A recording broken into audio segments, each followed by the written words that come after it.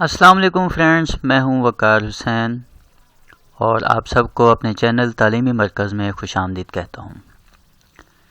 आज हम MTH 404 की असाइनमेंट नंबर 1 को सॉल्व करेंगे, जिसकी लास्ट डेट 15 दिसंबर 2020 है। इसमें जो है आपको 3 क्वेश्चन जो है वो दिए गए हैं और उनको हमने सॉल्व करना है और ये 20 मार्क्स की जो है ये असाइनमेंट है। तो सबसे पहला हम क्वेश्चन देखते हैं कि आज का हमारा पहला क्वेश्चन क्या है। क्वेश्चन नंबर 1 दिया गया है कि a particle Q is moving in a straight line with simple harmonic motion. The particle completes 10 oscillation per second and passes through the centre of oscillation O with speed 7 metre per second. Calculate the amplitude of the motion. Question है कि एक particle Q जो है वो simple harmonic motion के साथ एक straight line में मूव कर रहा है।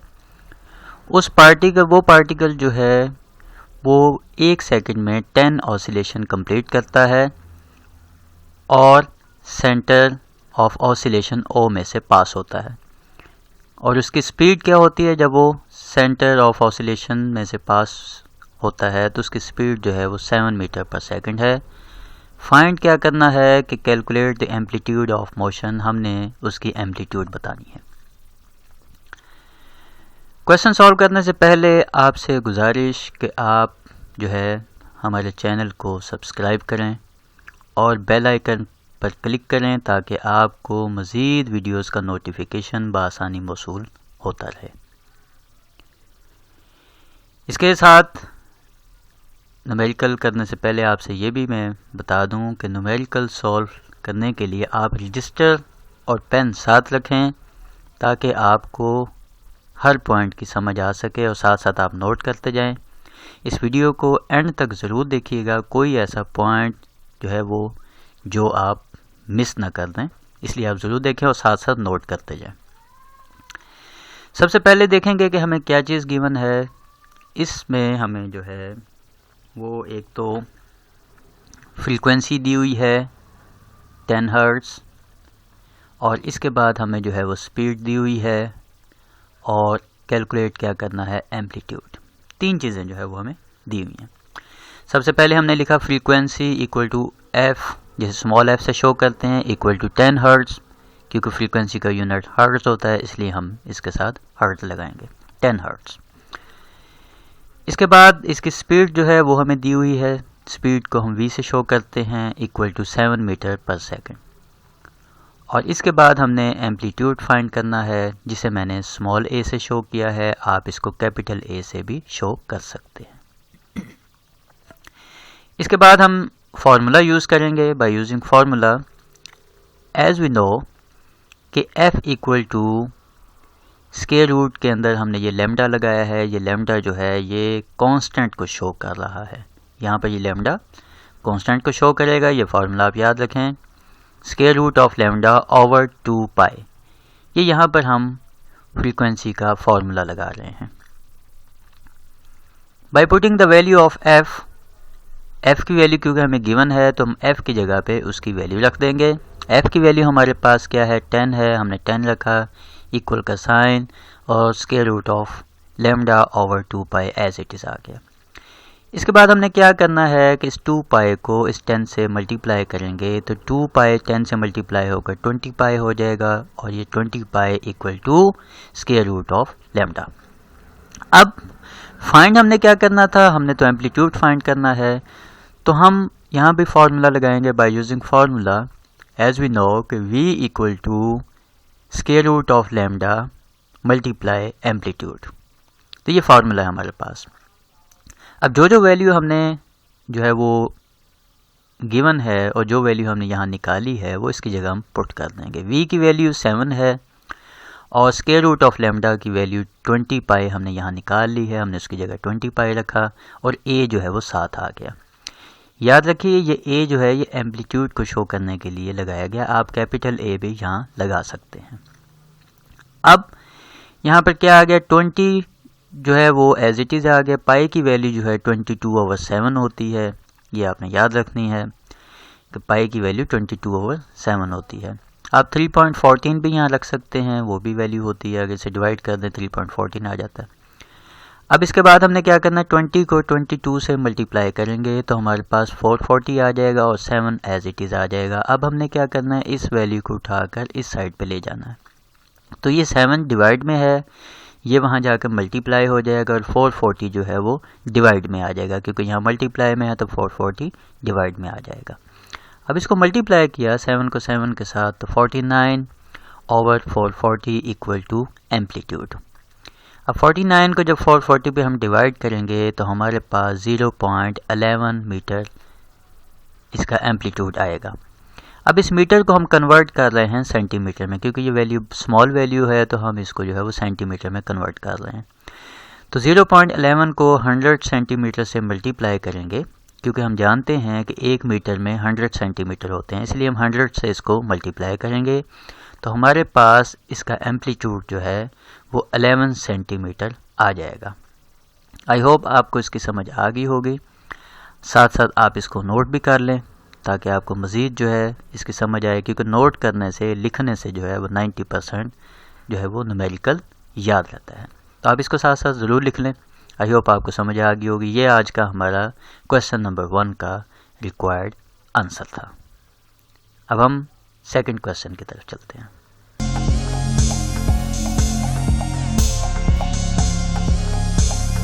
अब हम क्वेश्चन नंबर 2 की जानिब, MTH 404 का क्वेश्चन नंबर 2 क्या है कि a particle Q is moving in a straight line with simple harmonic motion.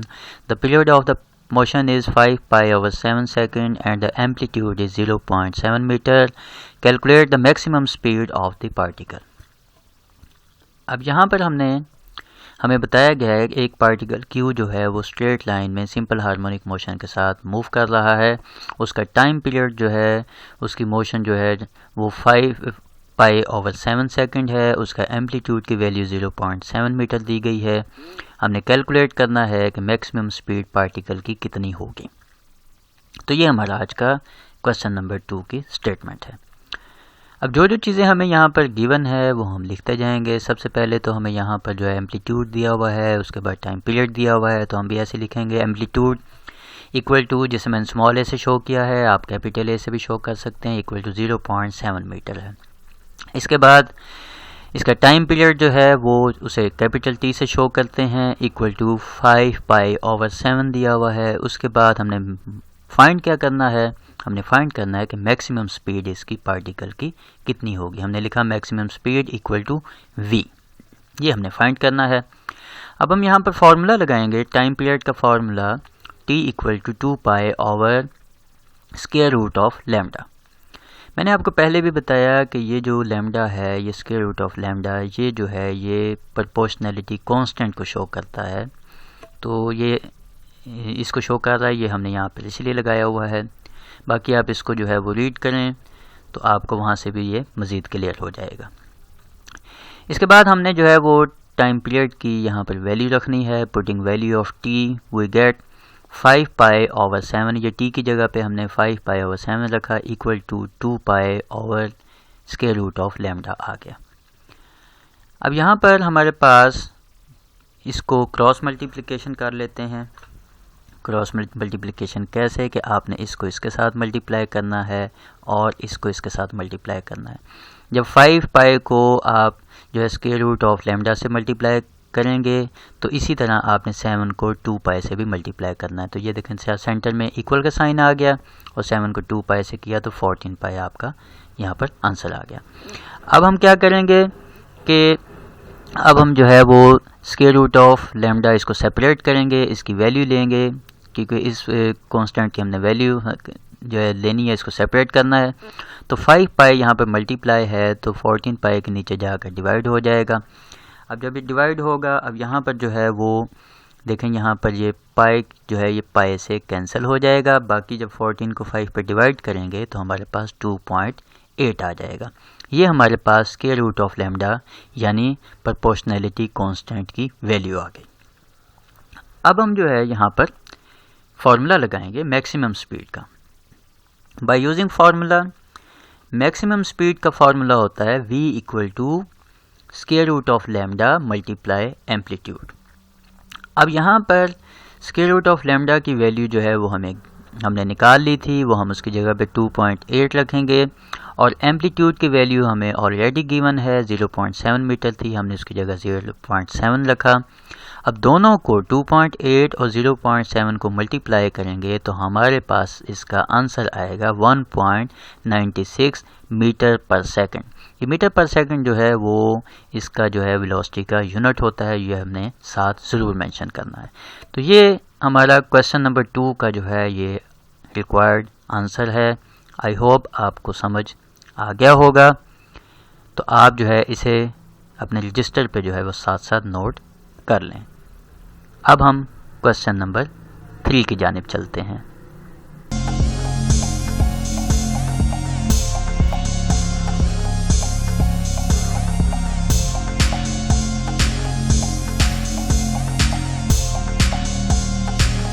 Question number 3, इसकी स्टेटमेंट क्या है कि find the radial and transverse components of the velocity of A particle moving along the curve 5x² plus 2y² equal to 1 at any time t if polar angle theta equal to 2t²। इस question को जो है वो शुरू करने से पहले मैं आपको बता दूं कि आपने इसका जो है वो स्किप करके इसको नहीं देखना, इसको कंप्लीट देखिएगा, इसके हर पॉइंट को जो है गौर से देखिएगा। अगर आप साथ साथ लिख रहे हैं तो इसको लिखना जो है अभी फ़िलहाल बंद करें और यहाँ पर इसको तवज्जो के साथ देखें क्योंकि इसमें काफ़ी चेंजेस की गई हैं। तो एक एक स्टेप आपने देखना है तो फिर आपको अच्छी तरह समझ आएगा, वरना ये न्यूमेरिकल जो है ये आपको समझ नहीं आएगा। तो यहाँ पर आपको बताया गया है कि हमने जो है रेडियल और transfer component of the velocity एक पार्टिकल का फाइंड करना है और उसकी कर्व की वैल्यू जो है 5x² plus 2y² equal to 1 दी गई है और इसका पोलर एंगल जो है वो आपको जो है जिसे हम थीटा से शो करते हैं वो 2t² दिया गया है। सबसे पहले हम बात जो है इसकी इस थीटा से शुरू करेंगे, एंगल से शुरू करेंगे। तो हमारे पास गिवन क्या है, given that theta equal to 2t²। हमने इसका क्या करना है कि डेरिवेटिव लेना है, taking derivative with respect to t। तो हमने t के साथ विद रिस्पेक्ट टू t हमने इसका डेरिवेटिव लेना है। अब डेरिवेटिव लेंगे तो यहाँ पर डेरिवेटिव मुझे आई होप आपको लेना आता होगा कि dt और d थीटा और dt इक्वल टू 4t। अब 4t कैसे आएगा, ये 2 ऑलरेडी पड़ा हुआ था, जब इस 2 को पावर में पड़ा हुआ है इसे बाहर लेके आएंगे तो ये 2 से मल्टीप्लाई होगा तो 4 आ जाएगा और इस t² में से एक हमने कम करना है, यानी 2 में से 1 को कम करें तो हमारे पास t रह जाएगा, इसलिए यहाँ पर इक्वल टू 4t आ गया, यानी d theta over dt equal to 4t। अब हम क्या करेंगे, आल्सो गिवन दैट जो हमें दूसरी वैल्यू क्या दी हुई थी 5x² plus 2y² equal to 1 वो हमने यहाँ पर लिखी। इसके बाद अब हमने क्या करना है, first we change this into polar form. हम इसको सबसे पहले तो पोलर फॉर्म में इसको जो है चेंज करेंगे। अब हम इसमें वैल्यूज़ पुट करेंगे। पोलर फॉर्म की वैल्यूज़ हमारे पास क्या थी कि x equal to r cos theta. ये आप जो है जब आप इसको जो है लेक्चर लेंगे तो आप वहाँ से इसको मज़ीद कंफर्म कर सकते हैं। x equal to r cos theta और इसी तरह जो है y equal to r sin theta है। ये जो है ये पोलर फॉर्म की वैल्यूज़ हैं, हम इसमें चेंज करेंगे। जहाँ पर x होगा वहाँ पर हमने r cos थीटा लगाना है और जहाँ पर y है वहाँ पर हमने r sin थीटा लगाना है। तो वैल्यूज़ हम पुट कर रहे हैं इस इक्वेशन के अंदर 5x² plus 2y² equal to 1 के अंदर। तो अब देखें x की जगह पे r cos थीटा लिखा और बाहर स्केल आ गया। इसी तरह यहाँ पर y था, y की जगह पे r sin थीटा और बाहर स्केल आ गया इक्वल टू 1। अब हम इसको सॉल्व करेंगे, हमारे पास आ जाएगा 5, ये r का स्केल हो जाएगा, cos भी स्केल में हो जाएगा तो 5r² cos² थीटा प्लस इसी तरह यहाँ पर भी 2r स्केल हो जाएगा और साइन साइन जो है वो भी स्केल में हो जाएगा तो हमारे पास 2r² sin² theta equal to 1 हो जाएगा। अब इस दोनों में से कोई चीज़ कॉमन है, जी हाँ इसमें r स्केल जो है वो कॉमन है, हम r स्केल को कॉमन निकाल लेंगे। बाकी हमारे पास बचेगा 5 cos² theta plus 2 sin² theta equal to 1।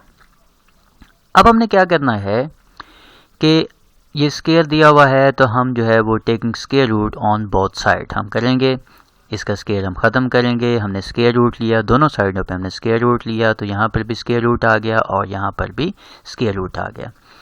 अब ये r का स्केयर जो है स्केयर रूट से कैंसिल हो गया, r जो है बाहर आ जाएगा हमारे पास, तो r हमने बाहर निकाल दिया। अब बाकी हमारे पास क्या बचा, 5 cos square theta plus 2 sine square theta equal to 1।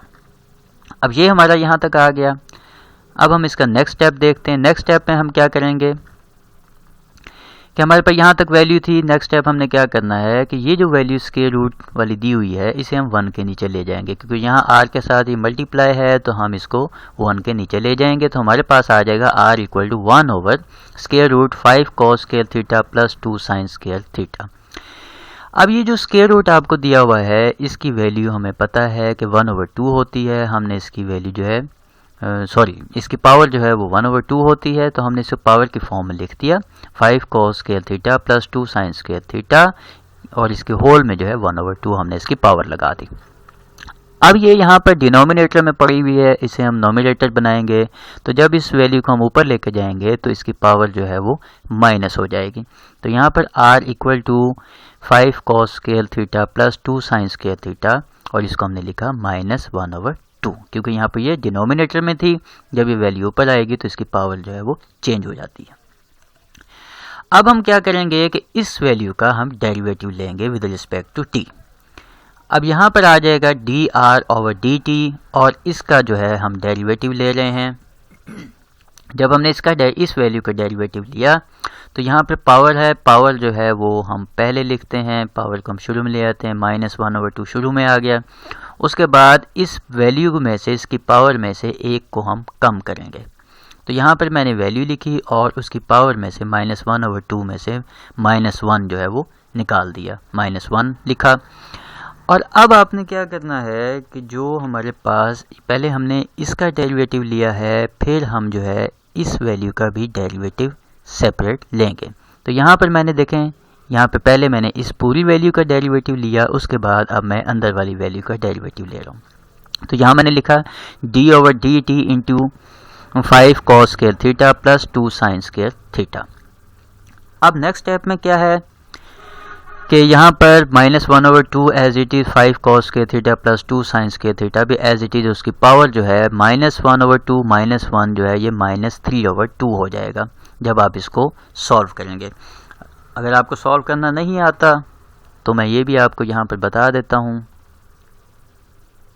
ताकि आपको अच्छी तरह समझ आ जाए, कोई स्टेप जो है आपका मिस ना हो जाए।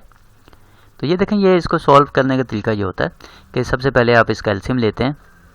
एलसीएम लिया और यहाँ पर जो है ये -1 एज इट इज़ आ गया, और इस 2 को जो है इस 1 के साथ हम मल्टीप्लाई करेंगे तो हमारे पास 2 आ जाएगा। तो -1 और -2 कितना होता है, -3 होता है, और ओवर 2। तो ये बहुत इजी है, मैं आपको जो है फिर भी बता दिया। कुछ को जो है नहीं अभी तक आता होगा शायद, तो आप जो है इस तरह इसको सॉल्व कर सकते हैं। अच्छा, अब इसके बाद नेक्स्ट चलते हैं। आप देखें यहाँ पर ये हमारे पास जो है वो वैल्यू पड़ी है 5। इस 5 को जो है इस वैल्यू का भी डेरिवेटिव लेना है और इस वैल्यू का भी डेरिवेटिव लेना है। तो सबसे पहले ये 5 है, 5 को जो है बाहर लिखा और बाकी d/dt cos स्केयर थीटा आ गया। इसी तरह प्लस का साइन, ये 2 बाहर आ गया और इसका डेरिवेटिव ले रहे हैं d/dt साइन स्केयर थीटा। तो अब हम नेक्स्ट स्टेप में चलते हैं। नेक्स्ट स्टेप हमारे पास क्या है, तो ये वही वैल्यू लिखी जो पीछे लिखी हुई थी। अब इसका नेक्स्ट स्टेप क्या बनता है, देखिए यहाँ पर ये वैल्यू एज इट इज़ आ गई। अब यहाँ पर cos स्केयर थीटा, इसका हम जो है वो डेरिवेटिव ले रहे हैं, तो इसका डेरिवेटिव क्या बन जाएगा, 2 को बाहर ले आएंगे क्योंकि 2 पावर में है, 2 जो है बाहर आकर 5 से मल्टीप्लाई होकर यहाँ पर 10 आ गया, और बाकी हमारे पास बचा cos थीटा। अब ये तो हमने पावर के लिहाज से इसको सॉल्व किया। अब मज़ीद हमारे पास जो है वो cos थीटा बढ़ जाएगा, हमने उसका मज़ीद जो है वो डेरिवेटिव यहाँ पर लेना है। जैसे हमने पहले इस वैल्यू का लिया था, इसी तरह ये पहले पावर वाली वैल्यू को सॉल्व किया, उसके बाद सिंगल cos थीटा का हम डेरिवेटिव ले रहे हैं। तो यहाँ पर d/dt इंटू cos थीटा आ गया, प्लस का साइन आ गया। अब ये 2 एज इट इज़, और वो जो पावर का 2 है वो बाहर आ जाएगी, तो इस 2 से मल्टीप्लाई होकर 4 हो जाएगी। और यहाँ पर साइन स्क्वायर में से एक को कम करना है तो सिर्फ साइन बच जाएगा। उसके बाद इस साइन थीटा का मज़ीद हम यहाँ पर डेरिवेटिव लेंगे, तो यहाँ हमने लिखा d/dt इंटू साइन थीटा। अब नेक्स्ट स्टेप में हम क्या करते हैं कि ये वैल्यू तो एज इट इज़ लिखती है, बाकी हमने tan cos थीटा। अब cos थीटा का जब आप डेरिवेटिव लेते हैं तो वो माइनस साइन थीटा होता है, तो हमने इस cos थीटा के डेरिवेटिव जो माइनस साइन थीटा है वो हमने ब्रैकेट के अंदर लिख दिया। उसके बाद हमारे पास क्या बच गया, d थीटा ओवर dt, क्योंकि इस थीटा का भी हमने जो है वो डेरिवेटिव लेना है, तो वो हमारे पास d थीटा ओवर dt आ जाएगा। फिर प्लस का साइन, फिर 4 साइन थीटा। अब साइन थीटा का जो डेरिवेटिव होता है वो cos थीटा होता है, वो हमने ब्रैकेट के अंदर लिख दिया। उसके बाद इस थीटा का जो डेरिवेटिव लिया तो d थीटा ओवर dt आ गया। आई होप आपको इस पॉइंट की समझ आ गई होगी। बस ये इतनी सी ये थोड़ी सी कन्फ्यूजन हो गया आपको कि यहाँ पर जो है वो डेरिवेटिव हमने ओपन किया है। तो आप यहाँ पर जो है वो, अगर आपको याद हो तो आप चेन रूल भी यूज़ कर सकते हैं। बाय यूजिंग चेन रूल आप इन दोनों वैल्यूज़ को डेरिवेटिव ले सकते हैं, आप वो भी मेथड अप्लाई कर सकते हैं।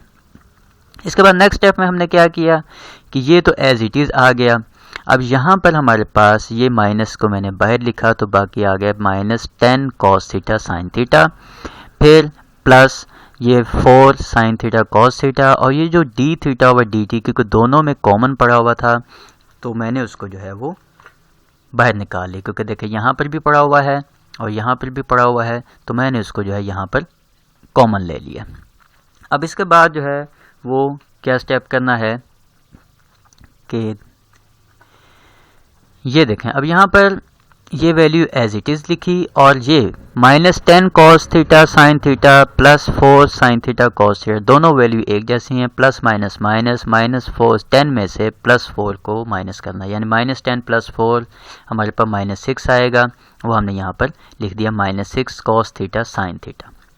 अब d थीटा ओवर dt की वैल्यू जो है वो, अगर आप पीछे देखें तो इसमें जो है वो 4t था, यानी dt जब हमने शुरू में जो है वो डेरिवेटिव लिया था, किसका डेरिवेटिव लिया था, theta equal to 2t square का जब डेरिवेटिव लिया था तो d थीटा ओवर dt उसकी वैल्यू हमारे पास 4t आई थी। तो वही वैल्यू जो है वो इसकी जगह पे मैंने रखी है, d थीटा ओवर dt की जगह पे 4t हमने लगा दिया। अब जब 4 को इस 6 के साथ मल्टीप्लाई करेंगे तो ये 24 हो जाएगा। 4t को 6 के साथ मल्टीप्लाई किया तो माइनस 24t, ये वाली वैल्यू एज इट इज़, और cos थीटा साइन थीटा भी एज इट इज़ आ गया। अब इस वैल्यू को माइनस 24t को जो है वो इस माइनस 1/2 के साथ जो है वो मल्टीप्लाई करेंगे। तो नेक्स्ट स्टेप देखते हैं, ये स्टेप एज इट इज़ आ गया। देखें माइनस 24t को मैंने माइनस 1/2 के साथ मल्टीप्लाई कर दिया यहाँ पर, और बाकी मैं सारी वैल्यू जो है वो एज इट इज़ देखी, सिर्फ मैंने माइनस 24t को यहाँ पर लेकर आया। अब 1/2 और यहाँ पर मल्टीप्लाई 24। अब देखें यहाँ पर जो है इसकी कटिंग हो सकती है, 2 1s are 2 और यहाँ पर 2 1s are 2 और 2 2s are 4, तो ये मेरे पास आएगा 12। तो माइनस माइनस कैंसिल हो जाएगा, तो यहाँ पर 12t आ जाएगा। तो यहाँ पर मैंने लिखा 12t, उसके बाद एज इट इज़, ये वैल्यू भी एज इट इज़ और ये वैल्यू भी एज इट इज़ आ गई। अब ये देखें ये वाली वैल्यू है, ये माइनस, इसकी पावर माइनस में है, इसको जो है वो पॉजिटिव बनाने के लिए मैं इसको जो है वो डिनोमिनेटर बना देता हूँ, डिनोमिनेटर में ले जाता हूँ। तो ये वैल्यू जब मैं नीचे लेकर जाऊँगा तो ये वैल्यू जो है इसकी पावर जो है वो पॉजिटिव हो जाएगी। बाकी 12t cos theta sine theta as it is आ जाएगा, over 5 cos square theta plus 2 sine square theta का होल की पावर 3/2 आ जाएगा। ये हमारे पास dr ओवर dt निकाला है। आई होप यहाँ तक आपको समझ आ गई होगी। उसके बाद अब हमने जो क्वेश्चन पूछा गया था वो हमारे पास क्या था कि रेडियल कंपोनेंट ऑफ वेलोसिटी हमने फाइंड करना है। तो रेडियल कंपोनेंट ऑफ वेलोसिटी का जो है वो फॉर्मूला क्या होता है, dr ओवर dt। ये इसका फार्मूला है। तो D R over d T हम यहाँ पर ऑलरेडी निकाल चुके हैं। D R over d t की वैल्यू थी 12t cos theta sine theta over 5 cos square theta plus 2 sine square theta की होल की पावर 3/2। ये हमारे पास रेडियल कंपोनेंट ऑफ वेलोसिटी की वैल्यू आ गई। ये हमारा इसका रिक्वायर्ड आंसर है जो हमने बताना था। इसके बाद जो है वो ट्रांसवर्स कंपोनेंट ऑफ वेलोसिटी भी पूछा था। तो अब हम उसका फार्मूला क्या होता है, R D theta over d T. ये इसका फार्मूला है जो ट्रांसवर्स कंपोनेंट ऑफ वेलोसिटी का फार्मूला। आप इसको याद रखें। आर की जगह पे आर की वैल्यू हमने रखनी है। आर की वैल्यू हमारे पास आप पीछे जो है वो देख सकते हैं, शुरू में जो हमने स्टेप्स किए थे जब हमने आर की वैल्यू निकाली थी। आर की वैल्यू थी 5 cos square theta plus 2 sine square theta, इसकी होल की पावर -1/2। और d theta over d t की वैल्यू शुरू में हमने जब निकाली थी, जब हमने theta equal to 2t square का डेरिवेटिव लिया था तो हमारे पास जो है 4t आया था। तो D theta over d t की वैल्यू 4t है, वो हमने यहाँ पर रख दी। इसके बाद हमने ये वैल्यू जो है, ये हमारे पास की पावर जो है वो माइनस में है, इसको पॉजिटिव बनाने के लिए हम इसको डिनोमिनेटर में ले जाते हैं। तो यहाँ पर जब इसे डिनोमिनेटर में ले जाएंगे तो 4t ऊपर आ जाएगा और 5 cos square theta plus 2 sine square theta, इसको जो है का होल -1/2 नीचे जाकर जो है वो पॉजिटिव वैल्यू बन जाएगी, यानी 5 cos square theta plus 2 sine square theta की होल की पावर 1/2। तो ये हमारा जो है इसका भी रिक्वायर्ड आंसर आ गया। आई होप स्टूडेंट्स आपको समझ आ गई होगी। अगर आपको कोई पॉइंट समझ नहीं आया, अभी कोई कन्फ्यूजन है, तो आप जो है ईमेल करके आप जो है अपना जो है मसला वो बता सकते हैं। तो मैं कोशिश करूँगा कि आपको मज़ीद जो है इसकी सेटिस्फेक्शन करवा सकूँ। तो ये आज का हमारा जो है इसकी असाइनमेंट नंबर 1 MTH 401 की थी। तो आखिर में आपसे सिर्फ एक छोटी सी गुजारिश कि अगर आपको जो है ये वर्क पसंद आया है और समझ भी आई है तो अपना फीडबैक ज़रूर दें और हमारे चैनल को सब्सक्राइब भी करें ताकि हमारी हौसला अफजाई हो सके। अपना बहुत ज़्यादा ख्याल रखें, दुआओं में याद रखें। अल्लाह हाफ़िज़।